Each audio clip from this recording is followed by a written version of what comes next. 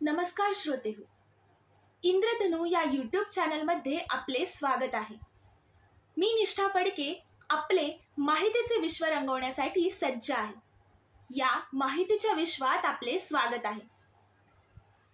श्रोतेहो, आजचा आपला विषय आहे युगादी, अक्षय तृतीया.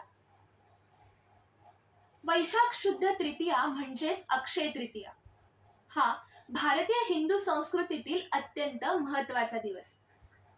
अक्षय तृतीया 3.5 मुहूर्तांपैकी एक शुभ मुहूर्त समजला जातो. आपली एकूणच संस्कृती ही कृषीप्रधान असल्याने शेतकऱ्यांच्या दृष्टीने हा शेतीचा मुहूर्त करणारा आणि चांगले पीक यावे म्हणून असलेला उत्तम मुहूर्त आहे. कालविवेक या ग्रंथामध्ये या दिवशी व्रत करण्याचे महत्त्व विशद केले आहे. जैन धर्मामध्येही या दिवशी व्रत करण्याचे महत्त्व विशेष आहे. या दिवसाला अखातीज असेही म्हटले जाते. बरेचसे शब्द मराठी ग्रामीण भाषेत बोलताना त्याचे अपभ्रंश होतात. त्यातून कोणी आकिती म्हणते. पण हा एक अत्यंत चांगला आणि पवित्र असा दिवस मानला जातो. या दिवशी अन्नपूर्णा देवी जयंती, नर नारायण या जोडदेवाची जयंती, परशुराम जयंती, बसवेश्वर जयंती आणि हयग्रीव जयंती असते. या दिवशी भगवान व्यास यांनी महाभारत ग्रंथाची रचना करायला प्रारंभ केला आणि त्यांचे लेखनिक म्हणून गणपतीने काम केले अशी आख्यायिका प्रचलित आहे. 18 पुराणे लिहून झाल्यानंतर आता आपले काम पूर्ण झाले असे समजून कामातून निवृत्ती घेण्याचा विचार व्यासांनी केला होता. परंतु जोपर्यंत महाभारत लिहित नाही आणि त्यातील गीतोपदेश जगापर्यंत पोहोचत नाही तोपर्यंत तुम्हाला पूर्णत्व येणार नाही असे भगवंतांनी त्यांना सांगितले. परंतु आता मी थकलो आहे, लिहिण्याची ताकद नाही असे त्यांनी भगवंतांना सांगितले. तेव्हा भगवंतांनी तुला उत्तम लेखनिक देतो असे सांगितले आणि श्री गणेशाला त्यांच्याकडे पाठवले. श्री गणेश हा पहिला स्टेनो टायपिस्ट, पहिला संगणक, पहिला लेखनिक आणि वेगाने काम करणारा पहिला फॉर्म्युला आहे. त्या श्री गणेशाने व्यासकृत महाभारत लिखाणास सुरुवात केली तो हा दिवस. अक्षय तृतीया हा 3.5 मुहूर्तांपैकी एक असला तरी जर त्या दिवशी किंवा त्या दिवसापूर्वी गुरुचा किंवा शुक्राचा अस्त झालेला असेल तर विवाहादी मंगल कार्य करू नयेत असे काही ज्योतिषांचे मत आहे. या दिवशी भारताच्या उत्तराखंड राज्यातील बद्रीनारायणाच्या बंद देवळाचे दार उघडतात. हे मंदिर अक्षय तृतीयेला उघडल्यावर दिवाळीतल्या भाऊबीजेच्या दिवशी बंद होते. नर नारायण या 2 देवतांनी या दिवशी अवतार घेतला होता असे मानले जाते. परशुरामाचे अवतरण सुद्धा याच दिवशी झाले होते असे मानले जाते. या दिवशी परशुरामाची पूजा केली जाते. वृंदावनाच्या श्री बांके बिहारीच्या मंदिरात फक्त याच दिवशी श्री विग्रहाचे चरण दर्शन होते आणि बाकी पूर्ण वर्ष ते वस्त्रांनी झाकलेले असतात. जो मनुष्य या दिवशी गंगा स्नान करेल तो पापातून मुक्त होतो अशी भारतीय संस्कृतीत धारणा आहे. कृष्णाने युधिष्ठिराला असे सांगितले होते की या तिथीस केलेले दान व हवन क्षयाला जात नाही, म्हणून हिला अक्षय तृतीया असे म्हटले आहे. देव आणि पितर यांना उद्देशून या तिथीस जे कर्म केले जाते ते सर्व अक्षय अविनाशी होते.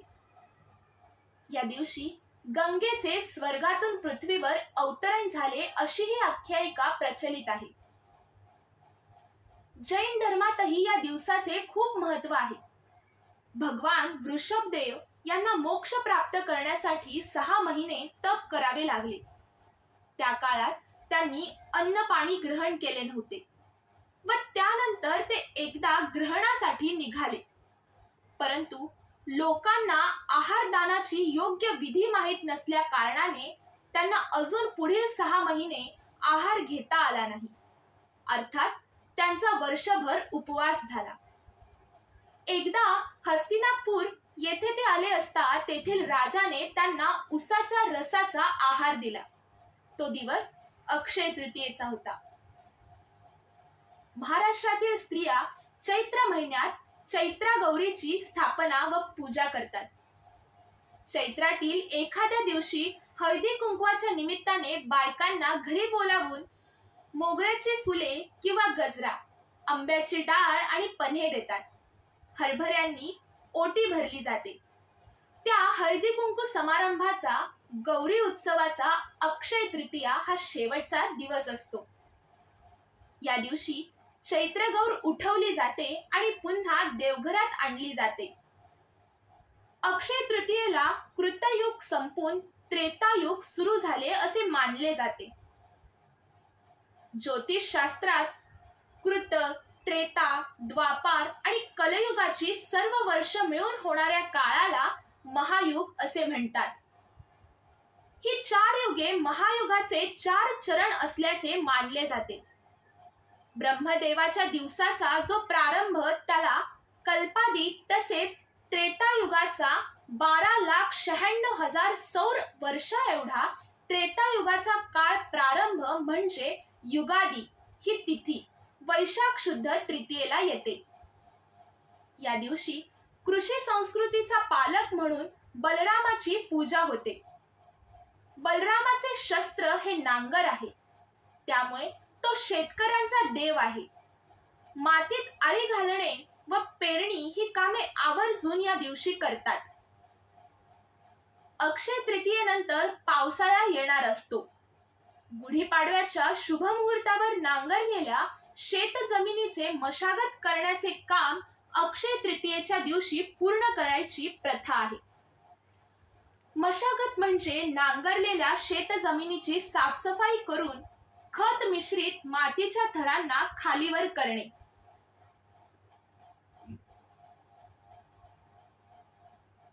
या दिवशी मशागत केलेल्या जमिनीतील मृत्तिकेबद्दल कृतज्ञ भाव ठेवून काही शेतकरी पूजन केलेल्या मृत्तिकेमध्ये आळी घालतात. कोकणात या दिवशी शेतात बियाणे पेरण्याची प्रथा आहे. अक्षय तृतीयेच्या मुहूर्तावर बियाणे पेरण्यास सुरुवात केल्यास त्या बियाणांपासून विपुल धान्य पिकते व कधीही बियाणाला तोटा पडत नाही. पश्चिम महाराष्ट्रात सातारा, सांगली, कोल्हापुरात आषाढात बेंदूर असतो. त्यामुळे आकितीला आळं आणि बेंद्राला फळं हे शेतकऱ्यांचे नियोजन असते. या दिवशी घातलेल्या वेलांना बेंद्राच्या दरम्यान फळं येतात. काकडी, भोपळा, दोडका, दुधी भोपळा याचे विपुल पीक येते. या दिवशी घातलेल्या लाल भोपळ्याच्या वेलाला आलेले भोपळे वर्षभर विविध सणांसाठी, देव दिवाळीला घारगे बनवायला वापरले जातात. महाराष्ट्राच्या कोकण भागात पावसाचे प्रमाण जास्त असल्या कारणाने एकदा पावसाला सुरुवात झाली की सतत पाऊस पडत राहिल्याने सुपीक जमिनीतील चिकट मातीमध्ये आळी करून बियाणे पेरणी करणे शक्य होत नाही. त्यामुळे पावसाळा तोंडावर असताना मशागत केलेल्या भुसभुशीत मातीमध्ये बियाणे पेरणे सोपे जाते. अक्षय तृतीयेच्या शुभ मुहूर्तावर आळी करून लावलेल्या फळबागा भरघोस फळ उत्पादन देतात अशी समजूत आहे. आयुर्वेदात सांगितलेल्या औषधी वनस्पतीही अक्षय तृतीयेच्या मुहूर्तावर रोवल्यास या वनस्पतींचा क्षय होत नाही. म्हणजेच औषधी वनस्पतींचा तुटवडा भासत नाही अशी समजूत आहे. याशिवाय हा दिवस पूर्वजांचे ऋण फेडण्याचा दिवस म्हणून पाळला जातो. पूर्वजांच्या स्मृतींना उजाळा देण्यासाठी या दिवशी पितरांचे स्मरण करून त्यांच्या प्रतिमेचे पूजन करतात. या दिवशी मातीचे मडके आणून त्यात पाणी भरून त्यात वाळा टाकतात. त्याने या पाण्याला सुगंध येतो. पळसाच्या पानांच्या केलेल्या पत्रावळीवर व द्रोणात तांदळाची खीर, कैरीचे पन्हे किंवा चिंचोणी, पापड, कुरडया इत्यादी भाडतात. सुगंधित पाण्याने भरलेला घट दान करतात. असे केल्याने पितरांचा संतोष होतो असे मानले जाते. या दिवशी सुरू केलेल्या कोणत्याही शुभ कार्याचे फळ अक्षय न संपणारे असे मिळते. अक्षय तृतीयेच्या दिवशी सदोदित सुख व समृद्धी प्राप्त करून देणाऱ्या देवतेच्या कृतज्ञतेचा भाव ठेवून केलेल्या उपासनेमुळे आपल्यावर होणाऱ्या त्या देवतेच्या कृपादृष्टीचा कधीही क्षय होत नाही. श्रोतेहो, कसा वाटला व्हिडिओ? व्हिडिओ आवडल्यास व्हिडिओला लाईक करा, चॅनलला सबस्क्राईब करा आणि कमेंटमध्ये नक्की कळवा. धन्यवाद.